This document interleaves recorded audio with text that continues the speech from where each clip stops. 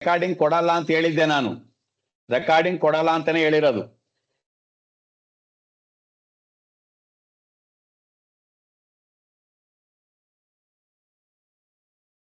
ನೋಡಿ, ಮದುವೆ ವಿಚಾರ ಅಂತ ಬಂದಾಗ ಅಥವಾ ಒಬ್ಬ ವ್ಯಕ್ತಿ ನನಗೆ ಮಕ್ಕಳಾಗತ್ತಾ ಇಲ್ವಾ ಅಂತ ಕೇಳಿದಾಗ ಬಹಳ ಇಂಪಾರ್ಟೆಂಟ್ ಆಗಿ ನೋಡ್ಬೇಕಾಗಿರ್ತಕ್ಕಂಥ ಒಂದು ವಿಷಯ ಇದು. ಏನಪ್ಪಾ ಇದು ಅಂತ ಹೇಳಿದ್ರೆ, ಮದುವೆ ಆಗುತ್ತೆ ನೋಡಿ. ಒಬ್ಬರು ತುಲಾ ಲಗ್ನದಲ್ಲಿ ಹುಟ್ಟಿದ್ದಾರೆ. ಈಗ ಒಬ್ಬರು ತುಲಾ ಲಗ್ನದಲ್ಲಿ ಹುಟ್ಟಿದ್ದಾರೆ ಅಂತ ಹೇಳಿದ್ರೆ, ತುಲಾ ಲಗ್ನ ಅಂತಕ್ಕಂಥದ್ದು ಏನಪ್ಪಾ ಅಂದ್ರೆ ಕಾಲಪುರುಷನ 7ನೇ ಭಾವ, ಶುಕ್ರ ಅಧಿಪತಿ.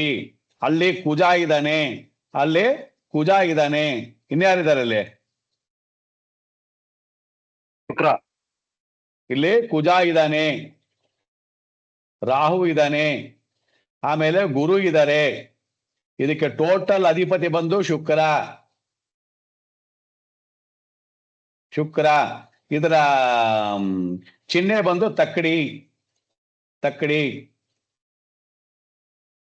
ತುಂಬಾ ನ್ಯಾಯವಾದಂತ ಒಂದು ಇದು ಯಾವುದೋ ಈ ಒಂದು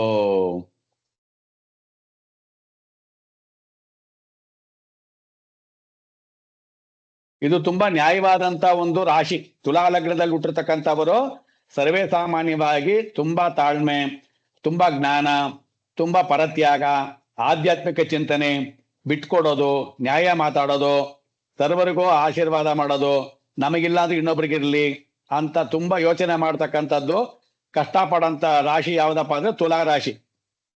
ಓಕೆ, ಅದೆಲ್ಲ ಚೆನ್ನಾಗಿದೆ. ಇವಾಗ ಇವರಿಗೆ ಯಾರೋ ಒಬ್ಬರು ಬಂದು ಮಕ್ಕಳಾಗೋದು ಮದುವೆ ಮಾಡಬೇಕು ಅಂತ ಕೇಳ್ತಾ ಇದ್ದಾರೆ. ಮದುವೆ ಮಾಡಬೇಕು ಅಂತ ಕೇಳಿದಾಗ ನೋಡಿ, ಈ ಅವತಾರದಲ್ಲಿದೆ ಏನಿದೆ, ಇದು ತುಲಾ ಲಗ್ನ ಆಗಿದೆ. ಸೊ ಮದುವೆ ಎಲ್ಲ ಮಾಡಬಹುದು, ತುಂಬಾ ಚೆನ್ನಾಗಿದೆ, ಲಗ್ನ ಎಲ್ಲ ತುಂಬಾ ಚೆನ್ನಾಗಿದೆ ಅಮ್ಮ, ಫಸ್ಟ್ ಕ್ಲಾಸ್ ಆಗಿದೆ ಜಾತಕ ಇದು ಅಂತ ಹೇಳಾಯ್ತು. ಈಗ ಮದುವೆ ಮಾಡ್ಬೇಕು ನಾವು ಅಂತವ್ರೆ. ಮದುವೆ ಮಾಡಬೇಕು ಅಂತ ಹೇಳಿದ್ರೆ ಏನ್ ಹೇಳಿದ್ರು, ಈಗ ಮದುವೆ ಮಾಡಕ್ಕಿಂತ ಮುಂಚೆ ಅವರನ್ನ ಡಾಕ್ಟರ್ ಹತ್ರ ಕರ್ಕೊಂಡೋಗಿ ಚೆಕ್ ಮಾಡಿ ವೈದ್ಯರ ಹತ್ರ ತೋರಿಸ್ಬೇಕು, ಆಮೇಲೆ ಮದುವೆ ಮಾಡಬೇಕು ಅಂತ ಹೇಳಿದ್ರೆ ಅವ್ರೇನ್ ಹೇಳಿದ್ರು, ಇಲ್ಲ ಸ್ವಾಮಿ ನನ್ನ ಮದುವೆ ಆಗೋಗ್ಬಿಡುತ್ತು ಅಂದ್ರು. ನನ್ನ ಮಗನಿಗೆ ಮದುವೆ ಆಗೋಯ್ತು. ಮದುವೆ ಆಗೋಯ್ತಾ? ಸರಿ, ಮದುವೆ ಆಗಿ ಏನಾಯ್ತು ಅಮ್ಮ? ಮದುವೆ ಆಗಿ ಏನಾಯ್ತು ಅಂದ್ರೆ ಮೂರನೇ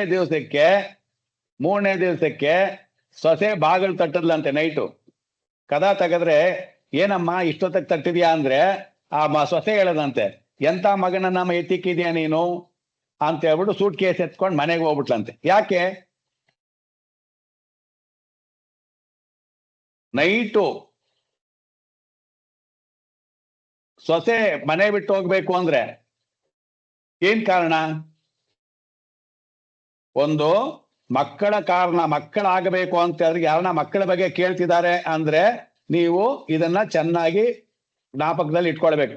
ಏನು ಮಕ್ಕಳು ಅಂತಕ್ಕಂಥದ್ದು ಯಾವ್ದಪ್ಪ ಅಂತ ಹೇಳಿದ್ರೆ, ಈ ನಾವೆಲ್ಲ ಏನ್ ಹೇಳ್ತೀವಿ, ಮಕ್ಕಳ ಕಾರಕ, ಮಕ್ಕಳಾಧಿಪತಿ, 5ನೇ ಮನೆ ಅಂತೀವಿ, ಕರೆಕ್ಟಾ? ಆದರೆ ಇಲ್ಲಿ ಮಕ್ಕಳಾಗೋದಕ್ಕೆ ನಿನಗೆ ವೀರ್ಯ ಇರ್ಬೇಕಲ್ಲ. 3ನೇ ಭಾವ ಏನಂತ ಹೇಳಿದೀವಿ? ಪರಾಕ್ರಮ. ನಿನಗೆ ಪರಾಕ್ರಮ ಇರ್ಬೇಕಲ್ಲ ಮಕ್ಕಳು ಮಾಡೋದಕ್ಕೆ. ಅಲ್ಲಿ ಇನ್ನೇನ್ ಹೇಳಿದೀವಿ? ವಿಜಯ, ವೀರ್ಯ, ಧೈರ್ಯ, ಸ್ಥೈರ್ಯ ಎಲ್ಲ ಹೇಳಿದೀವಲ್ವಾ? ಅದೆಲ್ಲ ಇದ್ರೆ ತಾನೇ ನೀನಲ್ಲಿ ಮಕ್ಕಳು ಮಾಡಕ್ಕಾಗೋದು.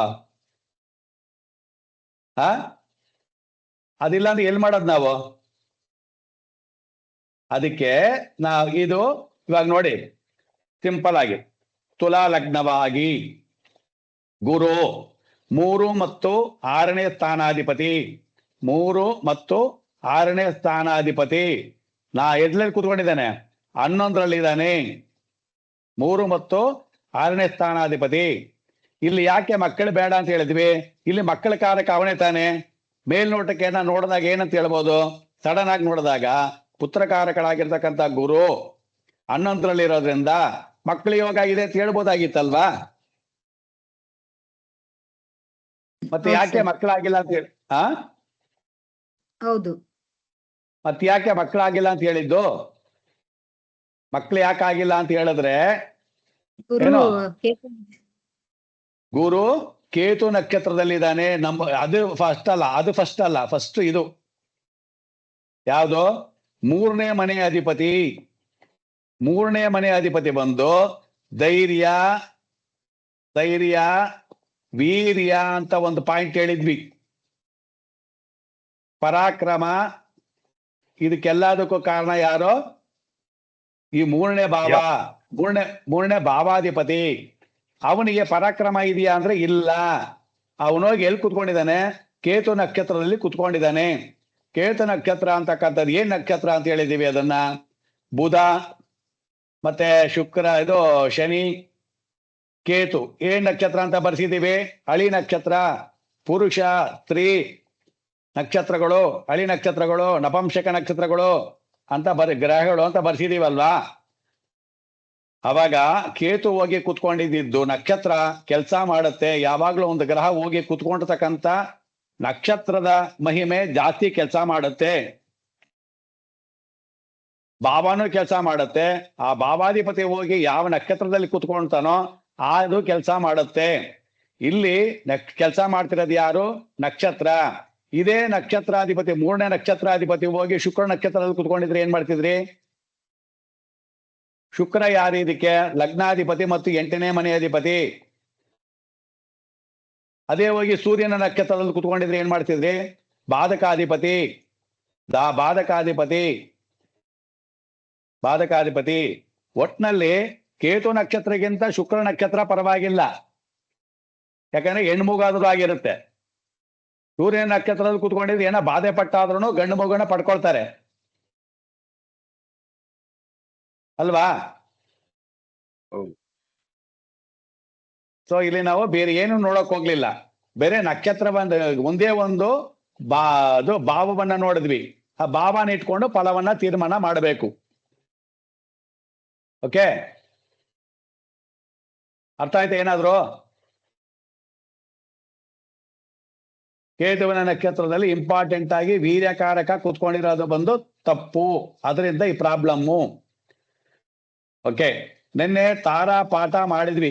ತಾರಾಬಲ ಯಾರಿಗಾರು ಅರ್ಥವಾಯ್ತಾ ಗೊತ್ತಿಲ್ಲ. ತಾರಾಬಲ ಅಂತಕ್ಕಂಥದ್ದು ನಾವು ಇದರಲ್ಲಿ ನೋಡ್ತೀವಿ. ಯಾವ್ದ್ರಲ್ಲಿ? ಮುಹೂರ್ತ ಭಾಗದಲ್ಲಿ ನೋಡ್ತೀವಿ ಅಂತ ಹೇಳಿದ್ವಿ. ಆಮೇಲೆ ಸಂಬಂಧಗಳನ್ನ ಹೊಂದುವಾಗ, ಸಂಬಂಧಗಳಲ್ಲಿ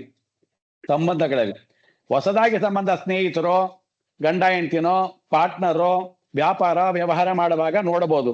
ಇವಾಗ ಮಕ್ಕಳಾಗಿದ್ದಾರೆ ಅಂತ ಹೇಳಿದ್ರೆ ಏನ್ ಮಾಡಕ್ಕಾಗತ್ತೆ? ನಾವು ಮಕ್ಕಳನ್ನ ಅಥವಾ ಮಗಳನ್ನ, ಅಜ್ಜಿ ತಾಯಿಯನ್ನ ಏನ್ ಮಾಡಕ್ಕಾಗತ್ತೆ? ನಾವು ಅನುಭವಿಸ್ಲೇಬೇಕು. ಅನುಭವಿಸೋದೇನು? ಡಿಫರೆನ್ಸ್ ಒಪಿನಿಯನ್ಗಳು ಜಾಸ್ತಿ ಇರುತ್ತೆ. ಅಷ್ಟೇ. ಅದು ಬಿಟ್ರೆ ಇನ್ನೇನು ತಲೆ ಹೋಗಂಥದ್ದು ಏನು ಇರಲ್ಲ.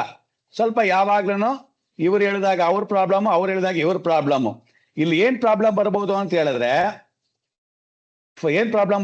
ಹೇಳಿದ್ರೆ, ಮಕ್ಕಳಾಗಿದ್ದಾರೆ ಅಂತ ಹೇಳಿದ್ರೆ, ಈಗ ಉದಾಹರಣೆಗೆ ನನಗೆ ಯಾವುದೋ ಒಂದು ತಾರಾಬಲ ಇದೆ. ನಂದು ಅಶ್ವಿನಿ ನಕ್ಷತ್ರ ಅಂತ ಇಟ್ಕೊಳ್ಳಿ. ನನಗೆ ತಾರಾಬಲ ನೋಡ್ತೀನಿ, ನನಗೆ ತಾರಾಬಲ ಚೆನ್ನಾಗಿದೆ. ನಾನು ಯಾವುದೋ ಒಂದು ಕೆಲಸ ಮಾಡಕ್ ಹೋಗ್ತೀನಿ. ಈಗ ನನ್ನ ಜೊತೆ ಮಗನ್ ಕರ್ಕೊಂಡು ಹೋಗ್ತೀನಿ ಅಂತ ಇಟ್ಕೊಳ್ಳಿ. ಅವನ ನಕ್ಷತ್ರ ಬಂದು ಮೃಗಶಿರ ನಕ್ಷತ್ರ. ಕೆಲಸ ಆಗತ್ತ? ಅದು ಈ ಕೆಲಸ ಏನಾಗತ್ತೆ? ಪ್ರಾಬ್ಲಮ್ ಅನ್ನ, ವಿಪತ್ತನ್ನ ಕೊಟ್ಬಿಡುತ್ತೆ. ಅಷ್ಟೇನೆ. ಅವಾಗ ನಾವು ಕೆಲಸಗಳನ್ನ ಮಾಡುವಾಗ ಈ ತಾರಾಬಲ ಇದ್ದಾಗ ಇಷ್ಟು ಮಾಡಬಹುದು. ಬೇರೆ ಇನ್ನೇನು ಮಕ್ಕಳನ್ನೆಲ್ಲ ದೂರ ಮಾಡಕ್ ಆಗಲ್ಲ. ಓಕೆ, ಇಲ್ಲಿ ಮೈನ್ ಸಬ್ಜೆಕ್ಟ್ ಏನಪ್ಪಾ ಅಂತ ಹೇಳಿದ್ರೆ,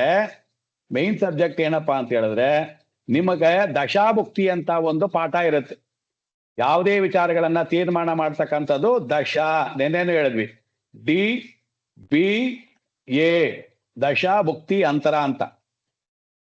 ಈಗ ನಿಮ್ದು ಯಾರ್ದನ ಒಬ್ಬರದು ನಕ್ಷತ್ರ ಯಾವ್ದನ ಹೇಳಿ ಒಬ್ಬರದು ಏನ್ ದಶಾ ನಡೀತಾ ಇದೆ, ಏನ್ ನಕ್ಷತ್ರ ನಡೀತಾ ಇದೆ, ಏನ್ ನಿಮ್ ನಕ್ಷತ್ರ?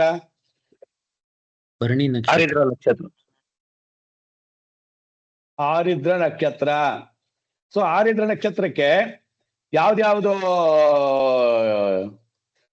ಪ್ರತ್ಯೇಕ ತಾರೆ, ವಿಪತ್ತಾರೆ, ನಿಧನ ತಾರೆ ಕಂಡುಹಿಡಿದಿದ್ದೀರಾ? ನೆನ್ನೆ ಹೇಳಿದ್ದು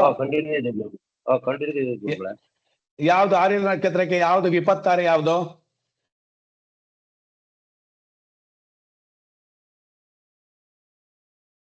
ಆರಿದ್ರ ನಕ್ಷತ್ರಕ್ಕೆ ಪುಷ್ಯ. ಪುಷ್ಯ.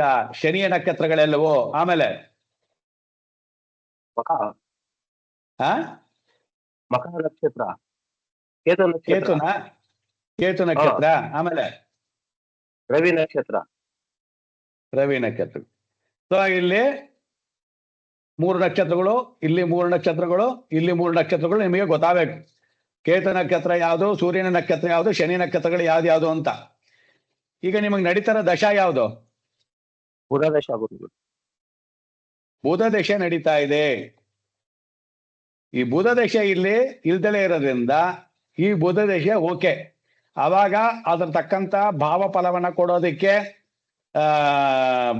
ಕೊಡೋದಕ್ಕೆ ಅದು ಸರಿಯಾಗಿರುತ್ತೆ. ಆದರೆ ಈ ಬುಧ ದಶೆ ಒಳಗಡೆ ಶನಿ ಭುಕ್ತಿ ಬರಬಾರ್ದು. ಶನಿ ಭುಕ್ತಿ, ಕೇತು ಭುಕ್ತಿ, ಸೂರ್ಯನ ಭುಕ್ತಿ ಬಂದಾಗ ಇದು ಕೆಲಸ ಮಾಡಲ್ಲ. ನಾವೇನ್ ಅನ್ಕೊಂಡಿರ್ತೀವಿ, ಶನಿ ಕರ್ಮಕಾರಕ, ಯೋಗಕಾರಕ ಅಂತ ನಾವೇನ ಪಂಚಾಂಗ ಜಾತಕದಲ್ಲಿ ನೋಡ್ಕೊಂಡಿರ್ತೀವಿ.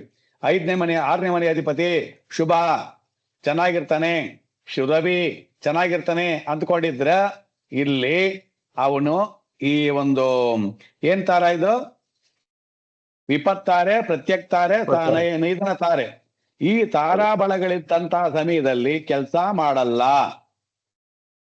ನೋಡಿ ಇಲ್ಲಿ ತಾರಾದೇಶ ಹೆಚ್ಚಾಗಿ ಕೆಲಸ ಮಾಡುತ್ತದೆ. ಅಶ್ವಿನಿ ನಕ್ಷತ್ರ ಹುಟ್ಟಿದವರಿಗೆ ಮೃಗಶಿರ ನಕ್ಷತ್ರ 5ನೇ ನಕ್ಷತ್ರ,